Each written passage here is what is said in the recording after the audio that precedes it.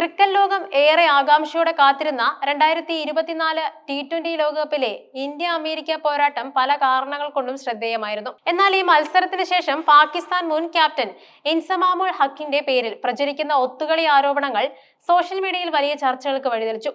എന്നാൽ ഈ പ്രചരണങ്ങൾ പരിശോധിക്കുമ്പോൾ അവയിൽ ഓരോ പോയിന്റും വസ്തുതാവിരുദ്ധമാണെന്നും നമുക്ക് കാണാൻ സാധിക്കും. പ്രചരിക്കുന്ന പോസ്റ്റിലെ ഏറ്റവും വലിയ അബദ്ധം മത്സരത്തിന്റെ വേദിയെക്കുറിച്ചുള്ളതാണ്.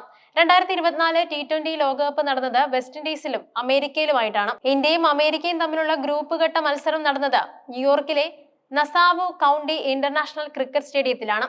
മുംബൈയിലെ വാങ്കഡെ സ്റ്റേഡിയത്തിൽ ഈ ലോകകപ്പിലെ ഒരു മത്സരം പോലും നടന്നിട്ടില്ല എന്നത് തന്നെ ഈ വാർത്തയുടെ വിശ്വാസ്യത തകർക്കുന്നുണ്ട്. അതോടൊപ്പം പല സോഷ്യൽ മീഡിയ പോസ്റ്റുകളിലും ഇന്ത്യ 161 റൺസ് എടുത്തതായും അമേരിക്കയെ 132 റൺസിൽ ഒതുക്കിയതായും പറയുന്നുണ്ട്. എന്നാൽ യഥാർത്ഥ കണക്കുകൾ ഇങ്ങനെയാണ്. ആദ്യം ബാറ്റ് ചെയ്ത അമേരിക്ക 20 ഓവറിൽ 8 വിക്കറ്റ് നഷ്ടത്തിൽ 110 റൺസാണ് എടുത്തത്. മറുപടി ബാറ്റിംഗിന് ഇറങ്ങിയ ഇന്ത്യ 18.2 ഓവറിൽ 3 വിക്കറ്റ് നഷ്ടത്തിൽ 111 റൺസ് എടുത്ത് വിജയിച്ചു. ഇന്ത്യ 7 വിക്കറ്റിനാണ് ജയിച്ചത്, അല്ലാതെ 29 റൺസിനല്ല. സൂര്യകുമാർ യാദവ് ഈ മത്സരത്തിൽ 49 പന്തിൽ നിന്നും 50 റൺസ് എടുത്ത് പുറത്താവാതെ നിൽക്കുകയാണ് ചെയ്തത്. പ്രചരിക്കുന്ന പോസ്റ്റിൽ പറയുന്നത് 84 റൺസ് എന്നത് തികച്ചും തെറ്റായ കണക്കാണ്. പാകിസ്ഥാന്റെ ഇതിഹാസ താരം ഇൻസമാമുൽ ഹക്ക് ഇന്ത്യക്കെതിരെ പലപ്പോഴും വിമർശനങ്ങൾ ഉന്നയിക്കാറുണ്ടെങ്കിലും ഈ മത്സരത്തിൽ ഒത്തുകളി നടന്നതായി അദ്ദേഹം എവിടെയും പറഞ്ഞിട്ടില്ല. കളി വിശകലനം ചെയ്തപ്പോൾ ഇന്ത്യൻ ടീം പ്രതിസന്ധി ഘട്ടത്തിൽ നിന്നും ജയിച്ചു കയറിയതിനെ അദ്ദേഹം അഭിനന്ദിക്കുകയാണ് ചെയ്തത്.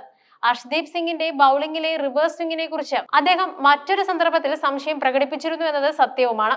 എന്നാൽ അമേരിക്കയുമായുള്ള മത്സരത്തിൽ സൂര്യകുമാർ യാദവ് ബൌളറോട് ഒത്തുകളിക്കാൻ ആവശ്യപ്പെട്ടു എന്ന തരത്തിലുള്ള ആരോപണങ്ങൾ അദ്ദേഹം നടത്തിയിട്ടില്ല. പ്രചരിക്കുന്ന പോസ്റ്റിലെ മറ്റൊരു വലിയ പിശക് സൂര്യകുമാർ യാദവിനെ ക്യാപ്റ്റനായി ചിത്രീകരിച്ചിരിക്കുന്നു എന്നതാണ്. T20 ലോകകപ്പിൽ ഇന്ത്യൻ ടീമിനെ നയിച്ചത് രോഹിത് ശർമ്മയായിരുന്നു. സൂര്യകുമാർ യാദവ് ഒരു ബാറ്റർ എന്ന നിലയിലാണ് കളിച്ചിരുന്നത്. ഒരു ബാറ്റർ ബൌളറുടെ ചെവിയിൽ പോയി സംസാരിച്ചു എന്നത് ഒത്തുകളിയുടെ അടയാളമായി വ്യാഖ്യാനിക്കുന്നത് ക്രിക്കറ്റ് എന്ന കായിക വിനോദത്തെക്കുറിച്ച് അറിവില്ലാത്തവർ പടച്ചുവിടുന്ന കഥകളാണെന്ന് വ്യക്തം. ക്രിക്കറ്റിൽ ക്യാച്ചുകൾ കൈവിടുന്നത് സാധാരണമാണ്. അമേരിക്കൻ ഫീൽഡർമാർ സൂര്യകുമാർ യാദവിന്റെ ക്യാച്ച് നഷ്ടപ്പെടുത്തിയത് മത്സരത്തിൽ ഇന്ത്യക്ക് അനുകൂലമായി ഭവിച്ചു എന്നത് സത്യമാണ്. എന്നാൽ ഒരു അസോസിയേറ്റ് ടീമിനെ സംബന്ധിച്ചിടത്തോളം ഇന്ത്യയെ പോലൊരു വമ്പൻ ടീമിനെതിരെ സമ്മർദ്ദഘട്ടത്തിൽ പിഴവുകൾ സംഭവിക്കുക സ്വാഭാവികമാണ്. ഇതിനെ ഒത്തുകളിയുമായി ബന്ധിപ്പിക്കാൻ യാതൊരു തെളിവുമില്ല. മാത്രമല്ല, American bowler Saurabh Netravalkar Indian ട്രാപ്പ് ഓർഡറിനെ വിറപ്പിച്ചത് നാം കണ്ടതാണ്.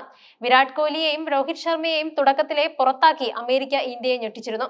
ഒത്തുകളിക്കാൻ തീരുമാനിച്ച ഒരു ടീം ഇത്തരത്തിൽ മികച്ച പ്രകടനം പുറത്തെടുക്കില്ല. ഗൂഗിളിന്റെ ജെമിനി അല്ലെങ്കിൽ ഗ്രോക്ക് പോലുള്ള AI ടൂളുകൾ ഈ വാർത്ത വിശകലനം ചെയ്തപ്പോൾ തന്നെ ഇത് വ്യാജമാണെന്ന് കണ്ടെത്തിയിട്ടുമുണ്ട്.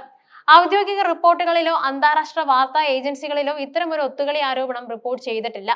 ഇൻസമാം ഇത്തരം പ്രസ്താവനകൾ നടത്തിയതിന് യാതൊരു വീഡിയോ അല്ലെങ്കിൽ ഓഡിയോ തെളിവുകളുമില്ല. ഇന്ത്യൻ ക്രിക്കറ്റ് ടീമിനെതിരെയോ വ്യക്തിപരമായി താരങ്ങൾക്കെതിരെയോ അപകീർത്തികരമായ വാർത്തകൾ പ്രചരിപ്പിക്കാൻ ചില കേന്ദ്രങ്ങൾ നടത്തുന്ന ശ്രമമാണിതെന്ന് വ്യക്തമാണ്.